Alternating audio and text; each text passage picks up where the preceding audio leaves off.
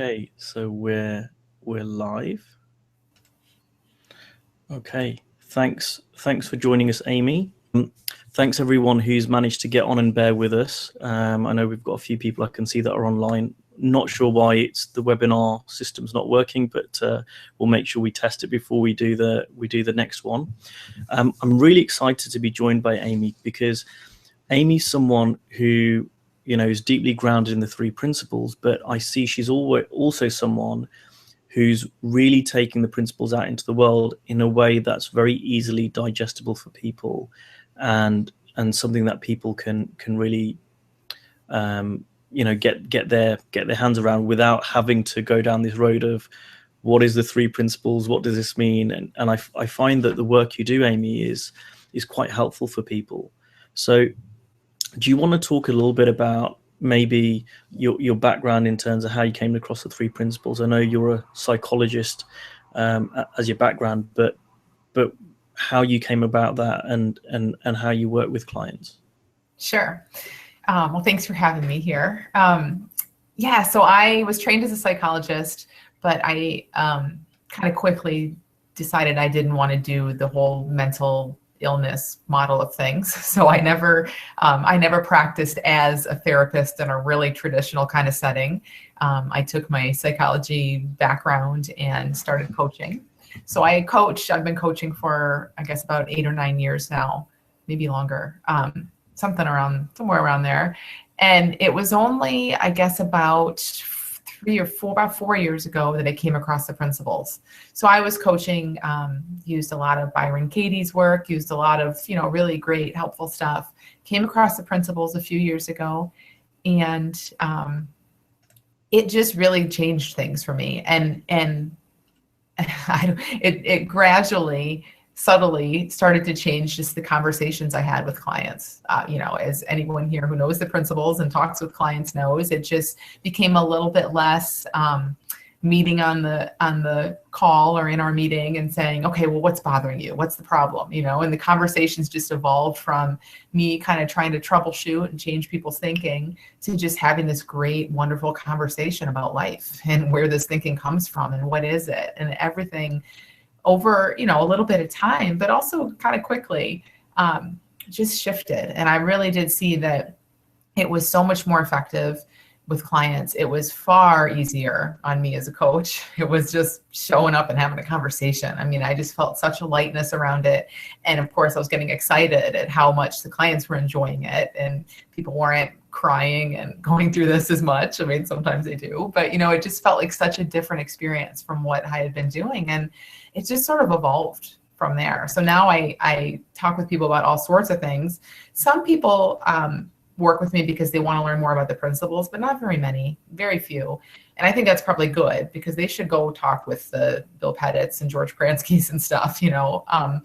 I mostly help people with habits. I work with a lot of people who just have that feeling of like, oh, I know I'm in my own way. I'm making life so complicated. Sometimes that's through habits and addictions, sometimes just in general, but I love kind of starting there and talking about the principles from that place. So how do people come and find out about you? Like you said, you didn't do the traditional psychology approach. So let's say I'm someone who's got a bad habit and I want to shift it. How would I find out about you? Where would I find you? Well, I blog a lot, and I used to blog way more. So my website's been around for almost 10 years, and I used to blog 3-4 times a week, and now it's once a week. But a lot of people tell me, and this still always shocks me, that they just Googled something like how to figure out what to do next, or some random phrase that I've never done a bit of SEO. Like, I've never done any of that intentionally in my life, but I think I've just been writing and putting it out there so much that it just kind of happens a little bit that way. So that's a piece of it. I've written 2 books. I've been growing this newsletter list for about 7 or 8 years, and it's been slow. It was slow, and I kind of hit a tipping point a few years ago where it really started to pick up speed and become something that just was more consistent and sustainable. But there was a long time of just putting out an article and 2 or 3 people would share it, and it's just kind of slowly grown. And the books help a lot too. And I should say, again, I don't really market, I just write, but it is helpful, I think, that I'm not kind of talking about the principles. I'm helping people with habits, and specifically binge eating. A huge portion of people who have binge eating issues have found me because I've been there and been through that, and I write about it a lot. And so, they Google things like that, or talk to somebody who's talked to somebody, or they have see an article somewhere and kind of find me that way. So I want to pull out a couple of things that you said there, which I think are really interesting. One of them was that you said it's slow. And I know that there's so many coaches who, well, I guess both sides. One, there are a lot of coaches that are looking for the quick fix. Tell me how I can get clients right now and have a full practice. Mm-hmm. And there, on the other side, there are a lot of marketers who are selling the 6 steps to 6-figure coaching practice in 6 days, and what I love about what you said was that it was slow, because I think, that's something that I talk a lot about. And I think it's like with any field or any business that you start, there is that period of time where you need to, you're just starting out, and not that it needs to take a lot of time, but it seems to do that. And like you say, there tends to be a tipping point. And I've noticed this myself now in my business, that after I've done loads and loads and loads of stuff, and I'm kind of like, I'm in people's faces a little bit in some ways, that I'm just there and I'm posting and I'm posting. Now I'm getting to the stage where a few people will contact me and say, hey, we've been seeing your stuff for a while, or I saw this video that you did, or I read this thing, and they want to know more. But it's taken that time, over time, for people to go, all right, he keeps posting about this stuff. He maybe he's onto something, or there's something going on there. Yeah. So that was the one thing I wanted to pull out. And the second thing that I love that you said as well. Well, I guess I want to ask you, I get the impression that there wasn't a strategy or a plan with this. You've kind of just gone and shared what made sense to you, and then you've kind of created a community, or is there a bit of both? No, there was a wish. There was a desire. Like, I always wanted to be at this point I'm at now, or even at a different point that I'm not at. But so I knew, I had this vague idea of, how I thought I wanted things to look, but there was definitely not a strategy. My strategy was keep on writing. It's exactly, kind of like what your strategy is. Keep on writing. And for a while, I tried to write things that I thought would be attractive for people. And I found that my writing was not good when I did that. And it wasn't fun for me. So I said, nope, I'm not doing that anymore. I'm just going to write what I want to, just do what I want to do. So that was the strategy, is just let this be fun. And I didn't rely on this for my income for many years. And I think that helped me immensely, because I didn't have all of this made up pressure and urgency and all of that kind of stuff around it. I really wanted it to take off and go somewhere. And I knew I wanted this to be where my income came from eventually, but I didn't force that. Yeah, that's another really great thing as well. I see so many people who kind of make this their full-time income, or prematurely, or they put the pressure on it. And again, I know that in certain circles in coaching, there seems to be this thing of like, you've got to go all in, and you've got to like mortgage your house, and like then you're really committed. And if you don't do that, then you're not. And I've never been a big fan of that. And like you say, the pressure's made up, but I think also on a very practical level, it makes sense. And I know I've put myself in that position that, I worked in a corporate job for a few years whilst I was building my coaching business. Mm-hmm. And then also when I left, I put myself in a position that I wasn't relying on the next client to pay me, right? Like, I had that buffer. And I've spoken to other coaches about this who say, again, it's not the sexy thing to say. It's not like, yeah, we went all in and we mortgaged the house and we really made it. It sounds like a cool story. But on a very practical level, I find that the ones that are just really sensible and went, okay, we built up a little buffer. We started out, we were realistic in how long this takes. They're the ones that don't put pressure on themselves and seem to do better in the long term. Yeah. Yep, I think so too. I think that story is very seductive and it's fun. There's like that rush around it, like, oh, I am going to do this and it is going to work. And sometimes it does, but man, when it's not, it's just so easy to get caught up in so much pressure and thinking. And like you said, real pressure, you know, when you have bills due and you can't pay them. I mean, no, that's not very good for anyone's creativity. So what are some of the mistakes, or if not mistakes, what are some of the things that you see that that other maybe three principles coaches or coaches who have this understanding make, and you think, oh, I wouldn't do it that way, or maybe you'd advise people to do things a bit differently? Yeah, I think a couple things just come to mind. One is kind of wrapped up in that, you know, it's kind of, it's a weird thing because I see a lot of people, and I'm sure you see a ton of people doing this, where they keep chasing course after course and like seeing it themselves, but they don't feel quite ready to share it yet. And that's obviously can get in your own way. You know, there's so many people that could just be doing so much wonderful work out there in the world, but they don't feel ready. And that's just kind of their own thing. So at the same time, I think there's people on the other side of that are kind of maybe more about, you know, I need to make this a sustainable business. I need to think about the business side of things and kind of letting the grounding slip. And I think that it really there's a sweet spot in there, I think, for everyone, where you see enough about this that just this understanding, you know, enough, you know, that's helpful to share with people, that you can stay in that place and let that be the focus a little bit more. And again, it is kind of tied in with what we're saying on, you know, not leaving other sources of income and all that kind of stuff, but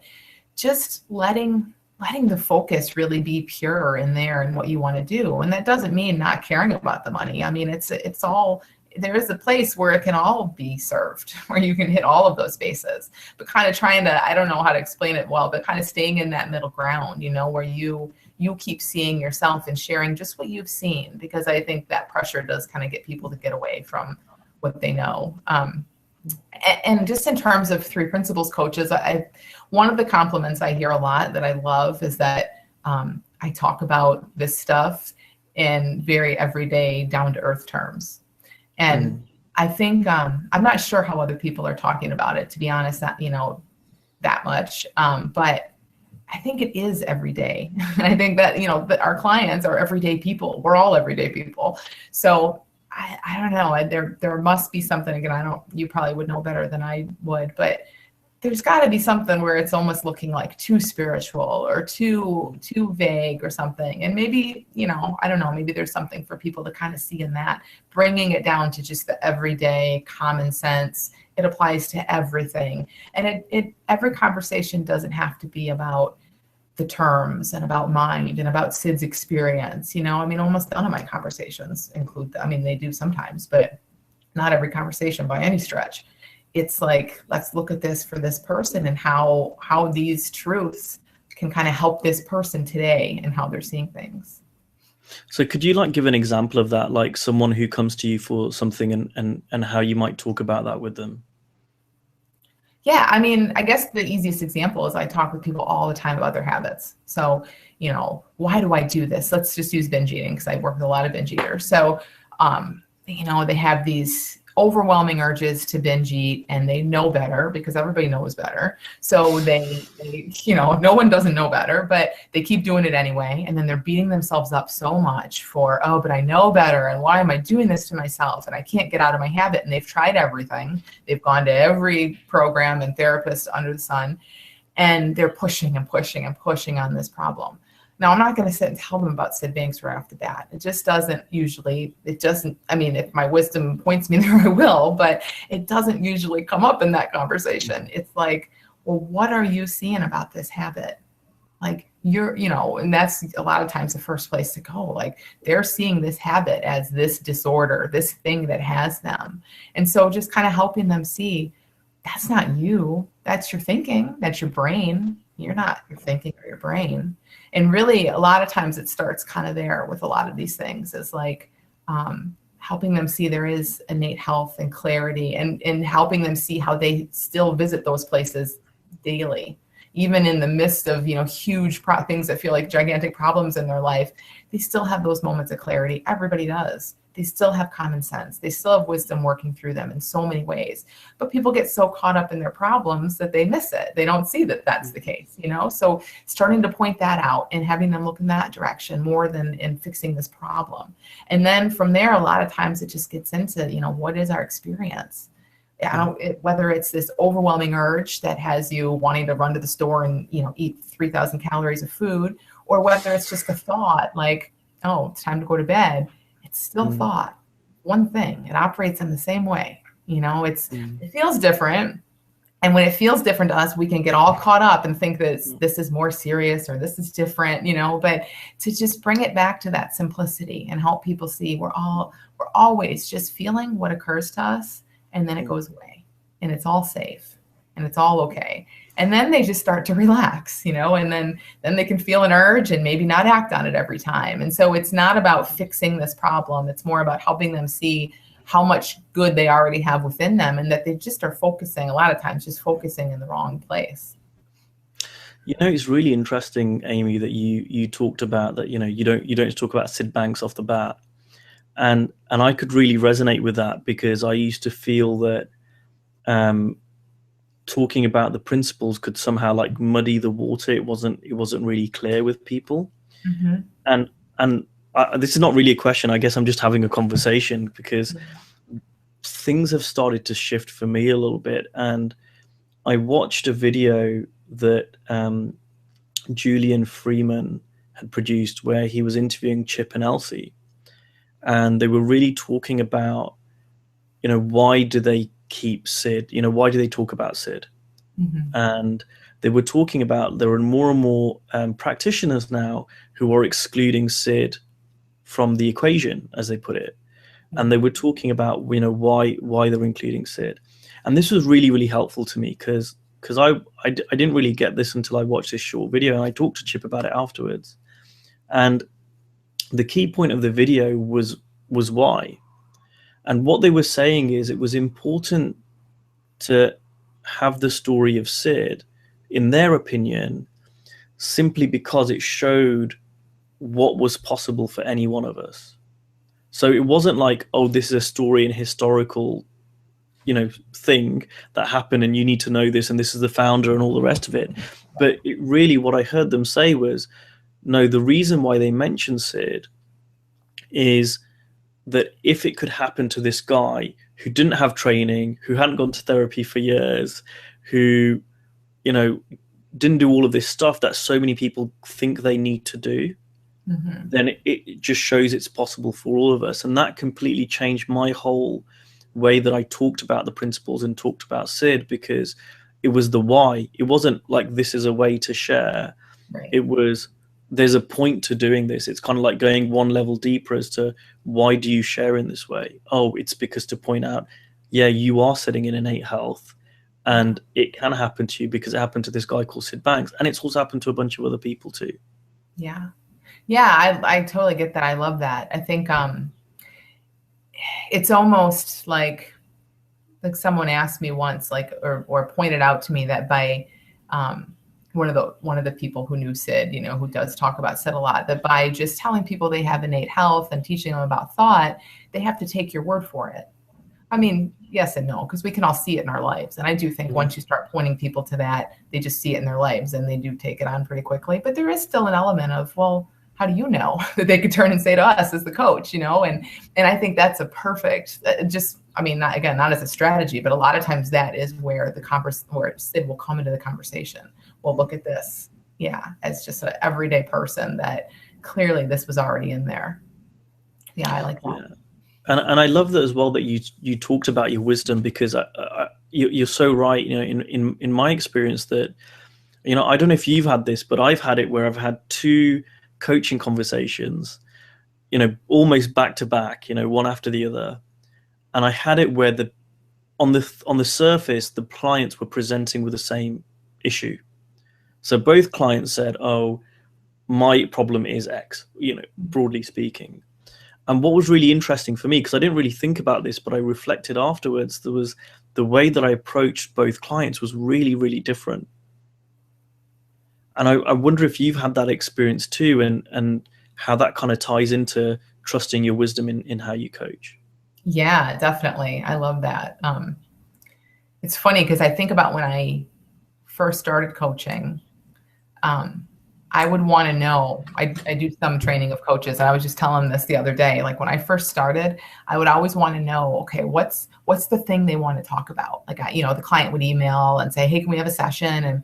And okay, well, what do you want to talk about? Give me some background, because I would want to like prepare. Like, okay. And when I really first started, literally like the first few months, it was like, I had my notes. Okay, it's a relationship thing. I'm going to put these books right here. It was like so much work, and not very, I think it was probably still somewhat helpful for them, but not as helpful as it could have been.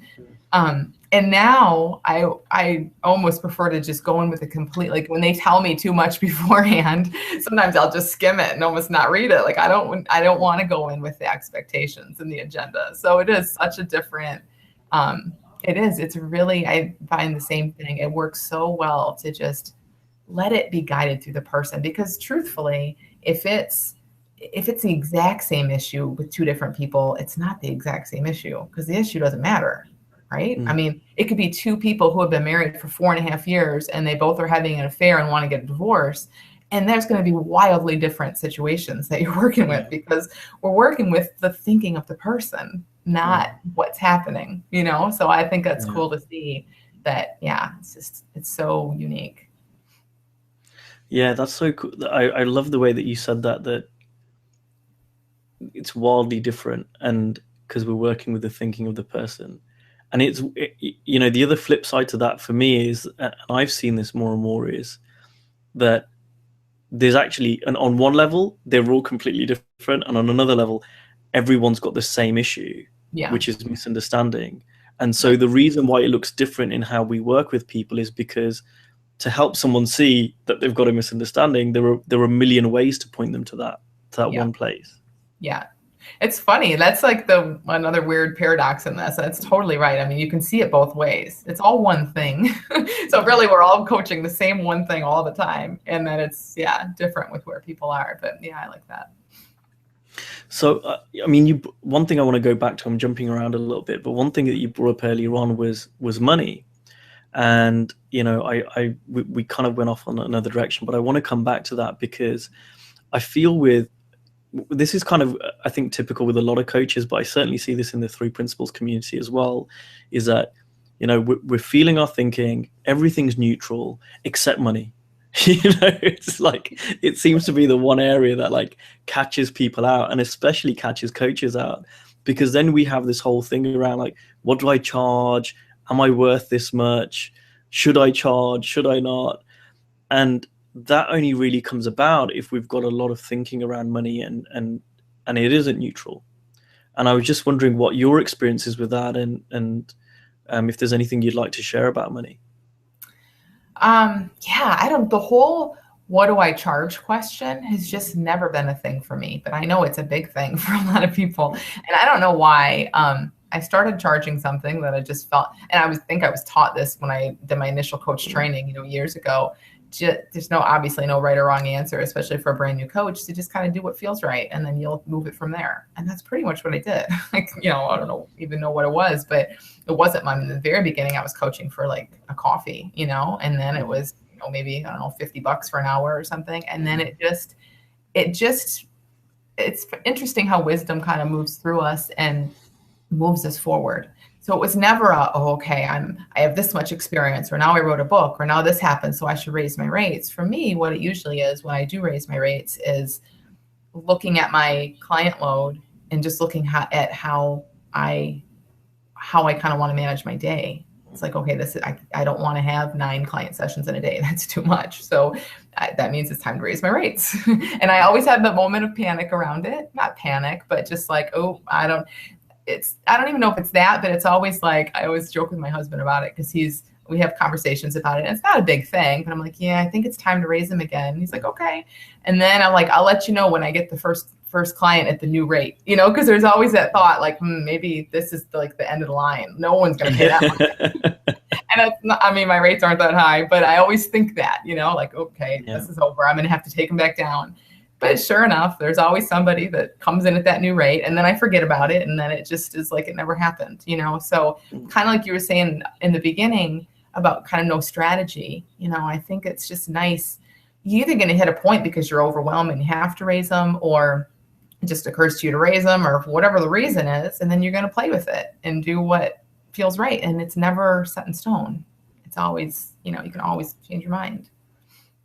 Yeah, I love that. And you kind of reminded me as well that I don't know if you've had this experience, Amy, but I've certainly had it, that I think over the past 3.5 years, 4 years that I've been doing this, that along every single step, people have been telling me that I should be doing something different to what I am.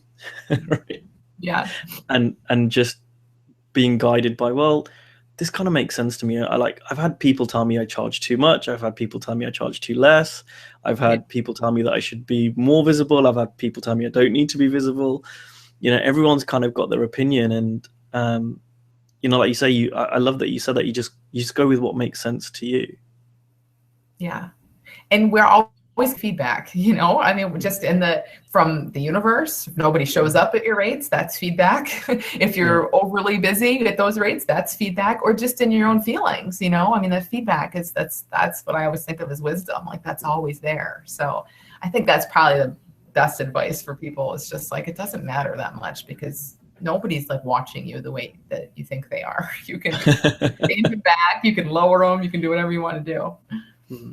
Do you still experiment then? I mean, have you got it sorted now? Like you just know, or are you still figuring it out and you know, making it up as you go along? I think I'm still making it up as I go along. I mean, I don't know if I have anything really figured out, but it just is, yeah, I think I'm just making it up as I go with a lot of things. Yeah. Still, every time and it's just an interesting thing too, just with thoughts and doubt and all of that stuff, how normal it is. I mean, every time I put out like a new class or something, it doesn't faze me that much, but I definitely have that thing in the back of the mind, you know, like, okay, we'll see. And then as soon as like a few people sign up, I just forget about it, and then it does whatever it does. But it's just good to know that, yeah, after 7 or 8 years, that hasn't gone away. I just don't pay it that much attention. Yeah, it's like, I remember someone telling me that, you know Megan Fox, the actress. Mm-hmm. So she did an interview or something, and she said, you know, I like my hair, and there was something else, and she goes, I like something else, and everything else about me I would change. Mm-hmm. And similarly, I think I can't remember which guitar player it was. It was one of the great guitar players. And again, there was an interview with him, and he was saying, yeah, every time before I go out, I basically think I'm going to be terrible, and the whole crowd's going to be booing me. Yeah. But the truth is that I guess everyone has these doubts, but it's not the doubts that we should be listening to. And you just get to that point where this is what I love seeing in clients, like when they start to get familiar with all these ideas and stuff more and more, it's like, it's just kind of boring. It's like, oh, that again, you know, it's not like we don't listen to that, you know, I mean, sometimes it really kind of grabs you, but it's cool to see that about thought and about doubt and everything, you know, and that's, as coaches, that's, I think, one of the biggest blessings in this work is that we talk to so many people, and we get to see firsthand that everybody has the same thoughts.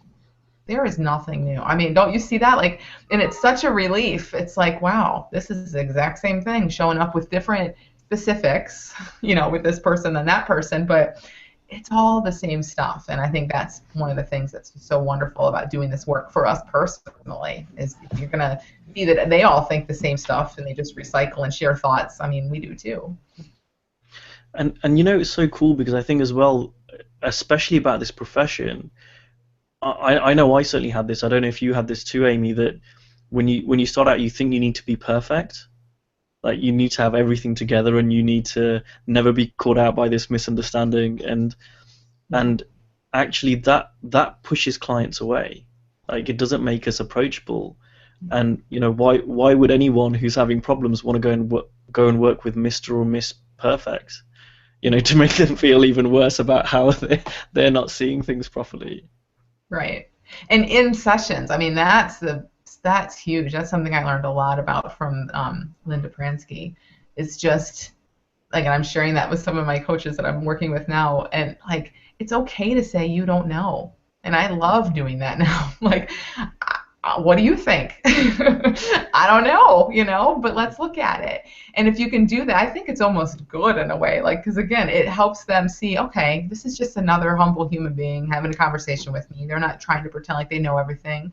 And for us to just be able to say that and get it out, then we don't have to carry all that worry in the back of our minds as we're coaching. We can be in a clearer space. And does that kind of, it sounds like that links to as well the fact, I guess, that we, people talk about that the client knows what's best for them anyway. They've got their own wisdom. So why would we need to know for them? Yeah. I mean, it's it's an interesting kind of dance, of like pointing them toward a more general truth, I guess, and then right, specifically how what their wisdom tells them to do. I mean, that's on them, not on them, but it's coming through them. Like our wisdom isn't going to tell us what's best specifically for someone else. Like, leave your marriage, take that job. Like, it doesn't work that way. They have to get that, but we just get them to a place where they can, hear that more clearly, I guess. And doesn't that take the pressure off coaches as well? I mean, as you just said that, I'm like, thank God I don't need to decide for my clients what's best for them. How much, that's a lot of responsibility, but actually just pointing them to what's true for them, yeah. There's a lot, I don't know, it feels a lot more easy. Yeah, and every once in a while, I'll have a client who gets really upset at that, really frustrated at that, because they came wanting me to tell them what to do. Like, I'm sure a lot of coaches have had this experience. Like, wait a minute, especially people with no familiarity with the principles, which most of my clients are. No, you're supposed to give me a plan. And I try to be as clear up front about that it's not going to work that way. And I think most of them have an idea, but they're still like that. It's just easier, or it's not, but it feels like it would be if someone would just tell us what to do, So that's an interesting thing too. It's just helping them see, when you quiet down, you're going to see things that are far better than what I could see for you. Do you ever give clients options? I mean, if someone's really looking for some advice, do you ever play with that? I don't know about advice, but I mean, I will help them kind of play out different options. Like, I just talked with someone right before this call who has no idea what she wants to do for her career, and she not really has to, but in her mind, she's at a point in her education and stuff where it's time to make some decisions about one way or another, or just maybe to not make a decision yet. But we kind of went through, it's almost like I don't know, just like, well, what if you did this? What if nothing mattered? What if they all paid equally? No one would ever know. Then what would you do? And it's just kind of a experimenting, I think, and it still kind of goes back to them, helping them just come at it from a quieter mind. So all of those questions were sort of aimed at like, okay, if it didn't matter. So in other words, if you could pretend like your mind wasn't telling you all this stuff, was important, then what would you do? And I think that's kind of fun to do and helpful. Yeah, it is. I'm kind of smiling because I'm just reminded of a conversation I had with a client as well, where, so many times, and I think this is what I've come to realize as well. It can seem magical, and I guess in some ways it is, but it's also really, really ordinary, like coaching, because we can all get caught out. We can all get so close to something that we can't really get perspective on it. Mm-hmm. And just having someone else there just to talk through and say, I'm really caught up about this, and this. It's sometimes just really obvious to another person to say, okay, they're just too close to this, and just playing that out of like helping them mentally take a step back from that. Yeah, definitely. And that's not something people naturally do on their own all the time. So yeah, like, I love questions like to kind of get at, like, if you can tell that a client is really bringing a lot of thought to something, but they don't see that it's thought. They just think, oh, that's just the way the world is, or that's just what society says. That's not my thought, and they kind of aren't seeing that. Asking crazy questions like, well, what if you were from another planet? Like if you just arrived on Earth, you had no idea what Earth people do. You just arrived on Earth, then what would you do? And I think it's fun, and it really does. Sometimes those really do help them see, wow, I am coming with, a lifetime of thoughts here, and just not seeing them as thought. Yeah. What when you started out and you were again, I'm jumping around a little bit, but you were blogging and you're doing various things. Did you have, again, and this is another thought that I think a lot of coaches have, did you have the thought of like, oh my God, what are people going to think of my writing? Who am I to talk about this? I don't know. Did you have any things that felt like scary or fearful at that time? Because I know a lot of coaches are scared of getting a bit more visible. Yeah. I mean, those thoughts were always there, and I pretty much just did what I wanted to do anyway. But it's funny. I think I probably can't answer this question very well, because I have a couple friends who are very close to me that say all the time, like, why aren't you more visible? Like, what, just because I have been writing for so long and doing so much stuff. So they see something in me, like I need them to coach me, basically. They see something in me that there's something there that I'm sort of hiding behind or whatever, and I truly don't see it right now. So it's one of those things that I'm just curious. Like, I would love to see more about that, whatever that is that leads them to always ask me why nobody knows who I am, I don't know. It's a good question. So I'm sure there's something. I guess in my experience, though, it does feel like, yeah, those questions, what are people going to think, especially in the beginning, coming from academic world to becoming a life coach, no one thought that was cool, but I don't know, I just did it anyway. Yeah. And I always, kind of like we were saying earlier about the rates and about all kinds of other things, I always gave myself an out. So I always said, I could just take the website down. Like, that really helps me. I don't have to keep it out there for life. Yeah, some people will have read it, but they'll forget it. Worst case scenario, I could tear all this down and just go back to a 9-to-5 job if that's what I wanted to do. So having that out actually was really helpful. I just made that out up, but yeah. Like we make everything up, right?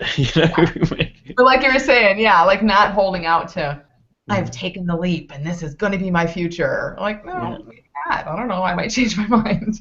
It just felt a little safer to push the boundaries.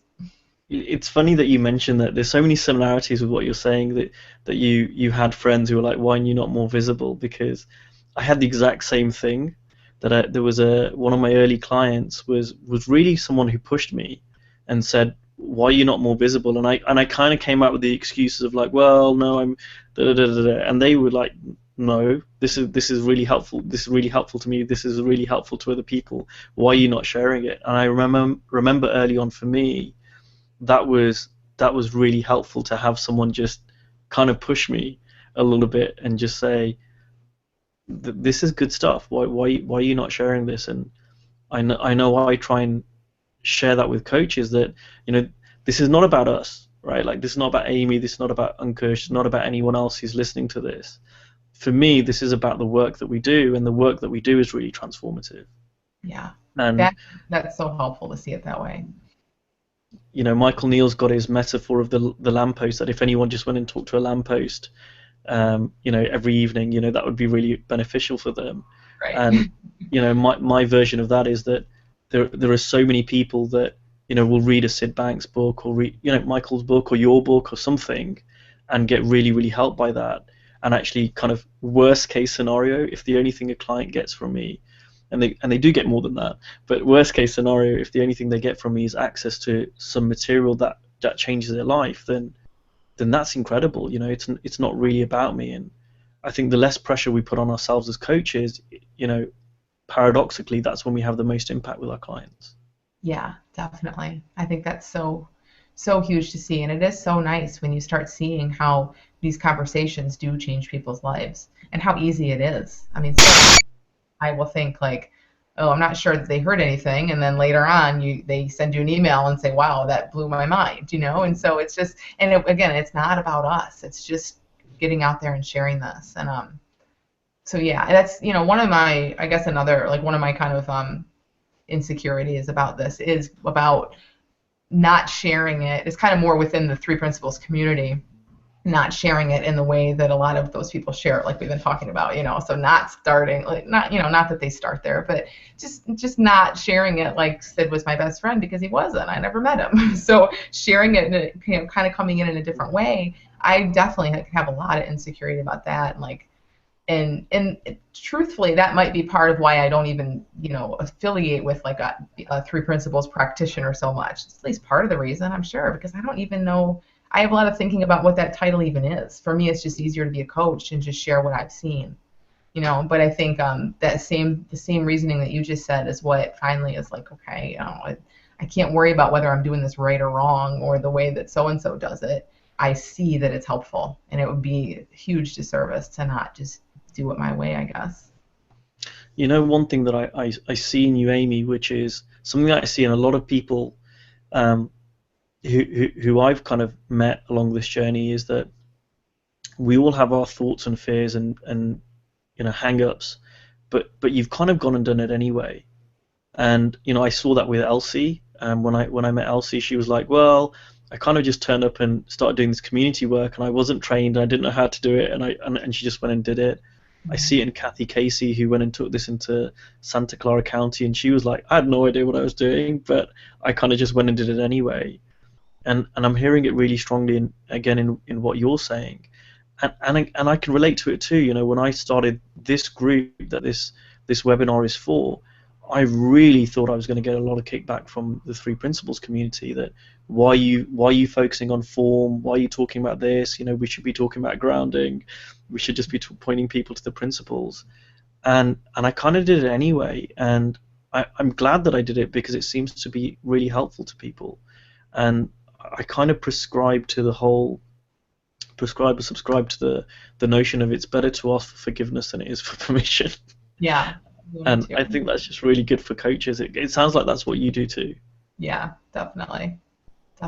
And the principles and understanding of this has helped me do that a lot more, really, because I kind of started seeing, like, okay, the worst that can happen is that I have some regret. And what's regret? Just me thinking about something that's done and over with. It didn't seem as serious and as big as maybe how it would have seemed before. Yeah. Yeah.